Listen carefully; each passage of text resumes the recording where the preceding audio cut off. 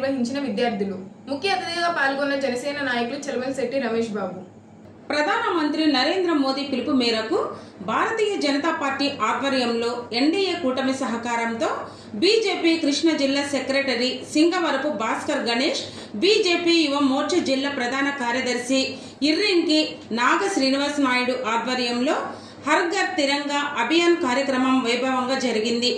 Machilipatnam parliament Gannavaram నియోజకవర్గం హనుమాన్ జంక్షన్లో సుమారు 1000 మంది విద్యార్థులు, ప్రజాప్రతినిధులు, కార్యకర్తలు మరియు పరిసర ప్రాంత ప్రజలతో భారీ జాతీయ జెండా ర్యాలీ నిర్వహించడం జరిగింది. ప్రధాన కూడలి నుండి విజయ డైరీ పాల కేంద్రం వరకు హర్ ఘర్ తిరంగా ర్యాలీ యాత్ర జరిగింది.